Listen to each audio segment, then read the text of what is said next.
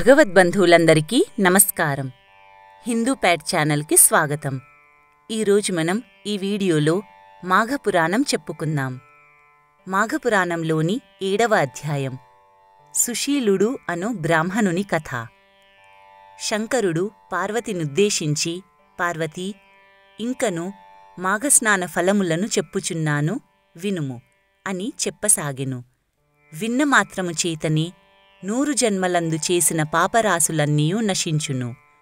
ఈ మాఘమాసమందు విధివశమున ఎవరైతే శ్రీహరిని ఉద్దేశించి స్నానము చేస్తారో వారు వైకుంఠమును చేరుతారు. ఇందుకు తార్కాణముగా ఒక కథ కలదు, దానిని చెప్పెదను, వినుము. తొల్లి గోదావరీ తీరమున ద్వాపరయుగమందు వేదము వేదాంగములు వాని తత్వార్థములు తెలిసిన సుశీలుడు అను ఒక విప్రోత్తముడు కలడు. అతడు దేశాటనము చేయుచు దారి తప్పి ఒక మహారణ్యమును ప్రవేశించెను. ఆ అరణ్యము అనేకమైన వృక్షములతోడను, దట్టమైన వెలగ, మామిడి, మర్రి, దిరిసెన, దేవదారు మొదలైన చెట్లతోడను, మున్ల పొదలతోడను, దారువృక్షములతోడను, చీకటియై ఉండు భయంకరమైన వెదురు పొదలతోడను, కుక్క నక్క కూతలతోడను, పక్షుల కలకలారవములతోడను, ఎండుటాకుల నిండు చప్పుళ్లతోడను, మదించిన ఏనుగు, దున్న, పంది, పెద్ద పులి మొదలగు క్రూర జంతువుల ఘీంకారములతోడను, దావానములచే బయలుదేరిన భటభట ధ్వనుల చేతను, భయంకరమైన ఇతర ధ్వనుల చేతను నిండియుండెను. ఆ అరణ్యమున చంద్రచెట్టు ఆకారమున ఒక రాక్షసుడుండెను.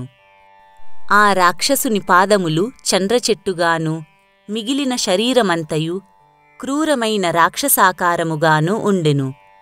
పాదములు చంద్రచెట్టులో నుండెను. అది ముల్లు కలిగి దాని కొమ్మలు గాలికి కదిలినప్పుడు శరీరమునకు ముల్లుగొచ్చుకొనుచు ఆ క్రూరుడైన బ్రహ్మరాక్షసుడు నల్లని మబ్బువలే కాటుక కాంతి కలవాడై, ప్రళయకాల రాత్రితో సమానమైన ఆకారముతో, పెద్ద నోరుతో, శుష్కమైన పొట్టతో, వంకర పండ్లతో, క్రూరబుద్ధి కలవాడై, ఎర్రని కండ్లు కలవాడై, దూరదృష్టితో, దిగంబరుడై, తిండిలేక, ఎర్రని గడ్డము, మీసము, వ్రెంటుకలు కలవాడునై ఉండెను. పాదములు చెట్టునందు ఉండుటచేత కదలలేక అటూ ఇటూ తిరుగుచు కొమ్మలచేత కప్పబడి ఉండెను. ఆ ముండ్లు గ్రుచ్చుకొన్నందున శరీరమంతయు నెత్తురు బయలువెడులుచున్నది. కొమ్మల ద్వారా కారు రుధిరము కాలువగా ప్రవహించుచున్నది. ఆ రాక్షసునకు ఆహారము నీరు లేక, జంతువులను తినుటకు వీలు లేక నరక దుఃఖమును పొందుచుండెను. సుశీలుడు మార్గము తప్పుట చేత తీర్థయాత్ర చేయుచు భయముచేత కష్టములను బాపు కేశవుణ్ణి ప్రార్థించుచు ఆ చంద్రచెట్టునందుగల రాక్షసుణ్ణి చూసెను. ఆ రాక్షసుడు బాధచేత మిక్కిలి ఏడ్చుచుండెను. మార్గము తప్పి భయపడిన విప్రుడు రాక్షసుణ్ణి చూసి మరింత భయమందెను. కొంతసేపటికి ధైర్యము తెచ్చుకొని శ్మశానమందు కాని, వనమందు కాని, నీటియందు కాని, ఇంటియందు కాని కలిగిన భయమును శ్రీహరి తొలగించునన్న విషయము తలచుకొని శ్రీహరిని ధ్యానించుచు భయమును విడిచి రాక్షసుణ్ణి చూస్తూ అక్కడనే నిలబడెను. కొంతసేపటికి రాక్షసుడు బాధచే మూర్ఛనొందెను. లేచి అటూ ఇటూ కదిలి మరలా మూర్ఛితుడగుచుండెను. మున్లు గ్రుచ్చుకొని రక్తము మాంసము బయటకు వచ్చుచుండెను. విచారించుచుండెను, మూర్ఛను బొందుచుండెను. రాక్షసులకు కూడా భయంకరుడైన ఆ బ్రహ్మరాక్షసుణ్ణి చూసి సుశీలుడు దయగలవాడై ఇలా అనెను, ఓరీ రాక్షసాధమా, అటూ ఇటూ తిరుగకు, విచారింపకు, కొంతకాలము అలాగే ఉండు. నువ్వు ఎవరు? పూర్వజన్మమునందు ఏమి పాపము చేసితివి? నువ్వు ఏ కర్మచేత ఈ దుఃఖమును పొందితివి? ఈ విషయమంతయు నాకు చెప్పుమని అడిగెను. ఆ రాక్షసుడు సర్వభూత దయాళుడైన సుశీలుని పలుకులు విని ఏడుపు మాని విప్రదర్శనము వలన తన యొక్క స్మృతి కలిగి, బ్రాహ్మణోత్తమా, నాకు ఇప్పుడు మీ దర్శనము వలన జన్మస్మృతి కలిగింది. నేను పూర్వము పుణ్యమును చెయ్యక పాపమును చేసితిని. పడమటి తీరమున గోకర్ణమందు మధువ్రతము అను ఒక గ్రామము కలదు. ఆ గ్రామమందు అనేకులు విప్రులుండిరి. నేను కూడా బ్రాహ్మణుడను. ఆ గ్రామమునకు నేను అధికారిని. అందువలన అన్ని వ్యవహారములను నేనే చూచుచుంటిని. కాని విముఖత చూపుచుండువాడను. సదా అసత్యమునే పలుకుచుంటిని. బ్రాహ్మణ ధనములను అపహరించితిని. ఆ ధనమే నాకు ఇష్టము. ప్రతిదినము విప్రగృహముల నుండి ధనము వచ్చెడిది. అది రానిదే నేను భోజనం కూడా చేసెడివాడను కాను. నా శరీరమంతయు విప్రధనముతో నిండినది. ఇలా అసంఖ్యాకమైన ధనమునార్జించితిని. నా ఇల్లు ధనధాన్యములతో నిండినది. ధర్మార్థము కొంచెమైనను ఖర్చు పెట్టలేదు. నేను ఎప్పుడునూ విప్రులను అతిథులను పూజింపలేదు.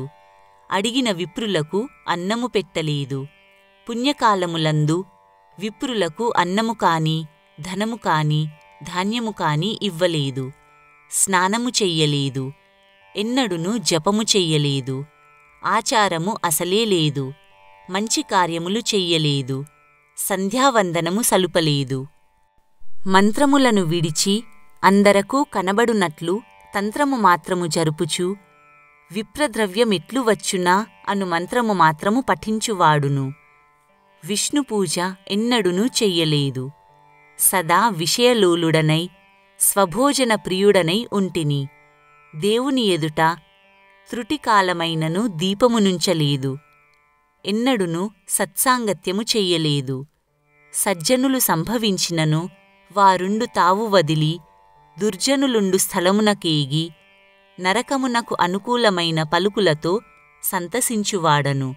నా మనస్సున హరిపాదారవింద ధ్యానము ఎన్నడునూ చెయ్యలేదు.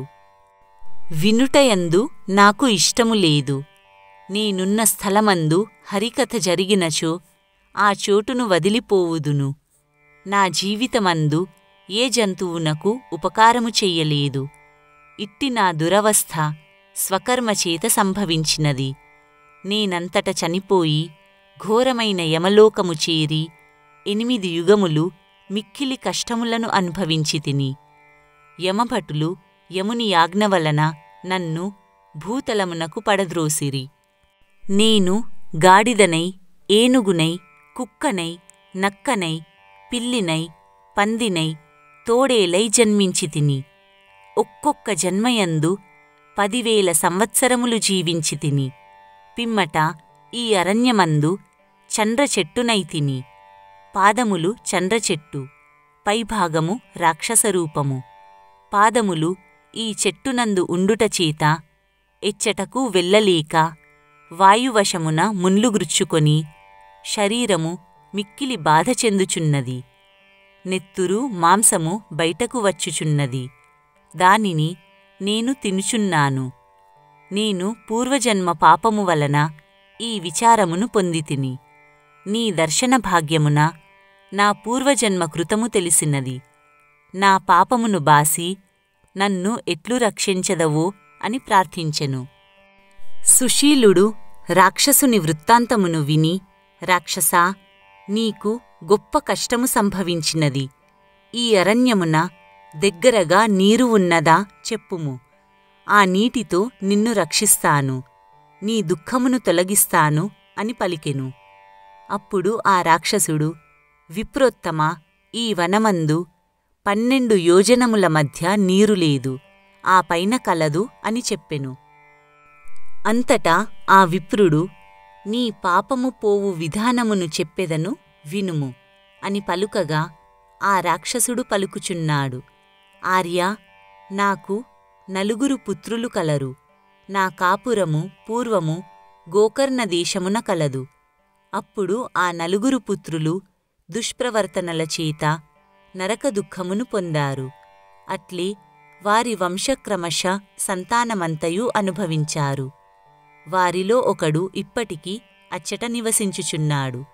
అతని పేరు బాష్కలుడు. అతడు కూడా వాని తండ్రులతో సమాన బుద్ధి కలవాడై ఆ గ్రామమునకు అధికారిగా నుండెను. అతడు కూడా పాపములను చేయు దురాచారుడు. కావున వాని వలన నాకు ముక్తి లేదు. మాకు దుఃఖ విమోచన మెట్లు సంభవించును అని పలుకగా బ్రాహ్మణుడు ఇలా చెబుతున్నాడు: ఓరి రాక్షసా, నీకు భయము లేదు. బాష్కలుని వలన ముక్తి కలుగును. నేను వెంటనే మీ గ్రామమునకు వెళ్ళి బాష్కలునితో నీవు తరించు త్రోవను గూర్చి చెప్పెదను అని రాక్షసునితో సుశీలుడు పలికి గోకర్ణ దేశమున కల బాష్కలుణ్ణి చూసెను. విప్రుడు ఆ బాష్కలునితో తాను చూసిన సంగతి సవిస్తరముగా చెప్పి, బాష్కలా, నీవు మాఘమాసమున సూర్యోదయ కాలమందు స్నానము చెయ్యుము. దానిచేత నీ పితృదేవతలు ముక్తిని పొందుతారు. ఎవరైతే ఈ మాసమున సూర్యోదయ కాలమున స్నానము చెయ్యునో అతడు శ్రీహరి సాన్నిధ్యమును చేరును. ఓయి, నీ వంశమందొకడు బ్రహ్మరాక్షస రూపమును పొంది బాధపడుచున్నాడు. నువ్వు అతని పాప విమోచనకై మాఘస్నానము ఆచరింపుము. దానివలన అతడు తరించును అని చెప్పి సుశీలుడు తన ఇచ్ఛ వచ్చిన రీతిని పోయెను. పార్వతీ, కొంతకాలమునకు మాఘమాసము రాగానే బాష్కలుడు సుశీలుని వచన ప్రకారము మాఘస్నానమును చేసెను. ఇట్లు బాష్కలుడు స్నానము, జపము, తర్పణము మొదలగునవి ఆ బ్రహ్మరాక్షసుని కొరకై ఈ మాసమంతయు జరిపెను. మాసాంతమగునప్పటికీ బ్రహ్మరాక్షసుడు ముక్తిని పొందెను. చంద్రచెట్టు నేలమీద పడెను. ఆ రాక్షసుడు రాక్షసదేహమును విడిచి దివ్యమైన శరీరమును దాల్చి స్వర్గలోకము చేరెను. ఈ విధమైన ఈ మాసఫలమును నీకు చెప్పితిని. పాపభీతి కలవాడు మాఘస్నానము ఆచరించినచో పాపములు పటాపంచలగును. విష్ణులోక ప్రాప్తి కలుగును. భక్తిశూన్యుడై భ్రమ కలిగి మాఘస్నానము ఆచరించనిచో దేహాంతరమందు కుంభీపాక నరకమును పొందును అనుటలో సందేహము లేదు.